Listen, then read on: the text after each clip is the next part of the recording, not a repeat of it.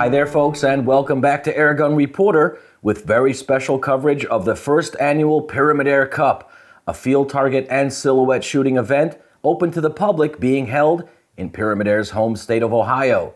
Now, I have the truck packed with all the camera gear I'm going to need for this weekend, but I'm waiting on a couple of friends. I'll be joined by Guy Chisulo and 2007 World Field Target Champion Paul Cray. As soon as these two get here, it's time for a road trip. What's up, Paul Cray? Are you recording me, Paul Capello? Yes. So I can't even call you Paul C. I know. You got a Paul C there already. Yeah. We ran into that problem when we first was like... Yeah. Too many C's around here.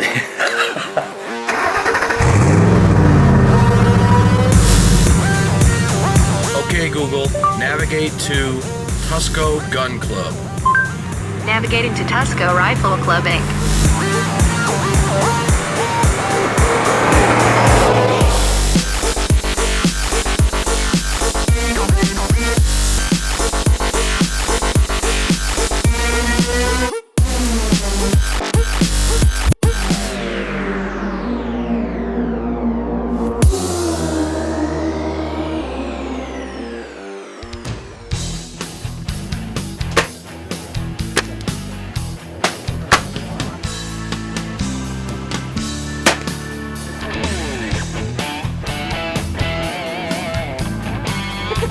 Yeah, that kind of sucked getting there late on Friday afternoon. Man, traffic. What are you gonna do? That's right. We hit some traffic on I-90 and got there late and missed the payday challenge. But we have some reports from some friends of ours on what took place on that day. Apparently, the payday challenge was 3 different field targets. One set up at 50 yards, one set up at 75 yards, and one set up at 100 yards. But the kicker was this. You had to use 3 different guns for each target. Now, they provided the guns. The first one at 50 yards was the caliber gun Cricket, nice little bullpup. The 75-yard target, they had to use the Benjamin Marauder. And the 100-yard target, they had to shoot with the Air Arms S510. Now, the young woman who won this event, her name is Sydney McDaniel. She'd never picked up the S510 before, and she got 4 out of 5 on the 100-yard field targets offhand. That's just amazing. Yeah, it was outstanding shooting. Yeah, absolutely. And she won a $200 prize. Not bad for some casual shooting. Hey, Paul, what's it like shooting again after a while? It's like riding a bicycle, except it's nothing like riding a bicycle. It's much, much harder. Even though we got there late on Friday, it wasn't a total wash. Pyramyd Air set up a practice range where folks got to try out a whole bunch of different guns that they might not have a chance to try for the rest of their lives. Yeah, they had the Samyang Dragon Claw 50 caliber. They had an Air Force Condor. I believe they had a Marauder. A couple TX 200s, BSAR 10, HW97K. There was a lot of really nice stuff there. I got a chance to try out a couple of rifles that I've never shot before. Ted Byer brought his Daystate Mark IV.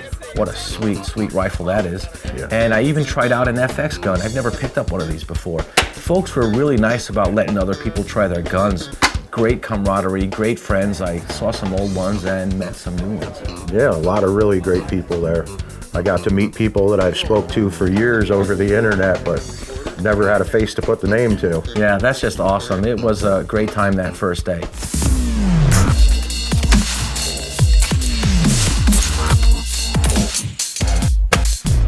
Everybody's got to be kept safe.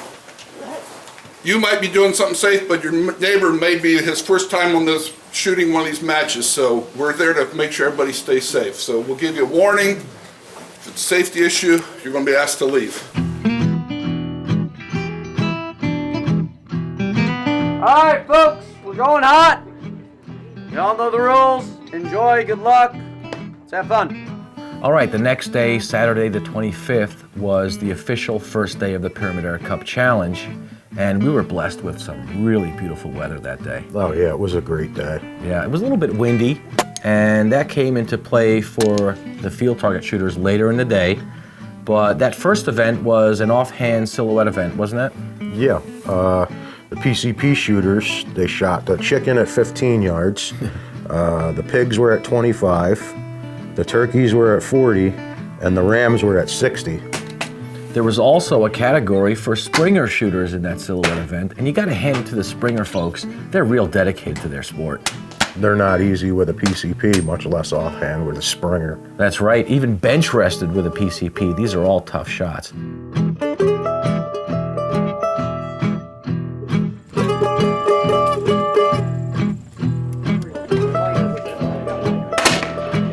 Okay, I'm going home.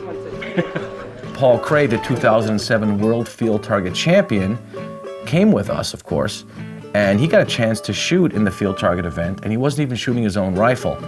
His friend Greg Sauvé was there, and he had brought 2 Steyr air guns. Now, Paul's known for using the Steyr in the Nationals and the World Field Target events, and what Paul did was swap all the parts from his Steyr, put it on his friend's Steyr, and he competed in that first day's Field Target event, and he got a 50 out of 52 possible points in that event.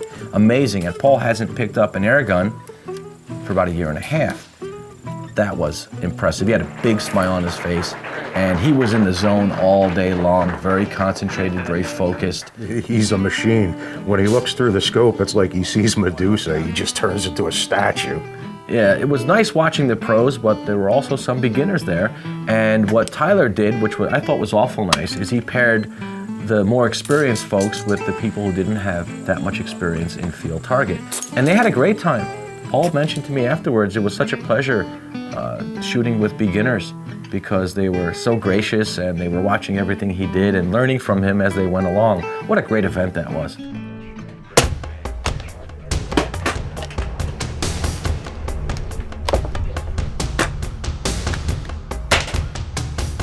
The last day of the event is where things really started to heat up. They had the Field Target event in the morning, and then in the evening, they had what they called the Gunslinger event.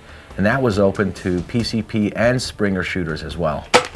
Right, that was a high tension match. It really was. It was, you got paired off with a partner, and there were 16 silhouette targets, and it was whoever could finish first won. That's right. Ted Beyer had mentioned to me the day before that he has been to some of these speed events before, and although you're allowed to use a magazine, you have to load it as soon as they call time. Meanwhile, when you're just about done loading your magazine, the guys who are shooting with the single shot rifles are already 5-6 shots ahead of you and knocking their targets down. He said he's never seen anyone who's used a magazine-fed rifle ever win that event. And he was right. It wound up at the end of that event, it was up to Paul Cray and Ted Beyer. Ted was shooting an FX rifle, I believe. Yes, a Royale. FX Royale, and Paul Cray was shooting his borrowed Steyr. I believe Paul was down to his last 5 silhouette targets that were set up about 15 yards away. I looked over at Ted, and he was having trouble with his FX. He couldn't get it to fire. He kind of threw up his hands, and there was a collective ah from the people watching, and he kind of threw up his hands. Paul was down to his last 3 at that point. I looked over at Ted, he went, wait, maybe I'm still in. What happened was he was cocking the rifle and his thumb accidentally hit the safety. It's a hunter style safety on there. And that was it, there was nothing wrong with the gun. So he put it back on fire and he beat Paul by like 3 seconds. Mm-hmm. Paul was just about to finish up his row and Ted came in, pop, pop, pop, pop, pop, I'm done. It was intense, it was incredible, it was really amazing. Congratulations to Ted, that was some fantastic shooting. Congratulations to everyone who shot there, it was just a great time. Thank you all so much for coming. I hope you enjoyed yourselves, and well, we'll definitely be doing this again next year. And we'll see, well, hopefully all of you next year as well. But let's get to some awards and recognize the folks out here who did the very best. So our overall grand champion, and it was funny because he was asking me the whole time how it was possible a spring gun shooter could ever win this title against some PCP shooters. Winner of $1,000 and our grand champion, Ray Apellis. You guys did a great job of putting this on.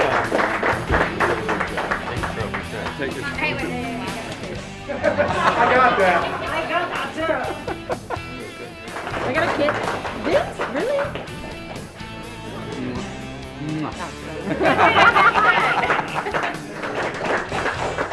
I'm not giving him a kiss though. I will.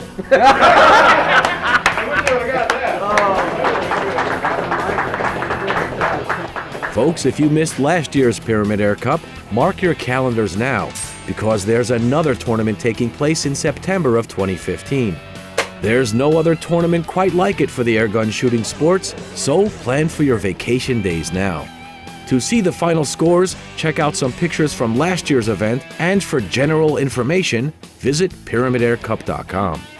Special thanks goes out to the folks at Pyramyd Air for having us last year, and you can bet we'll be returning in 2015 to join in on the fun once again.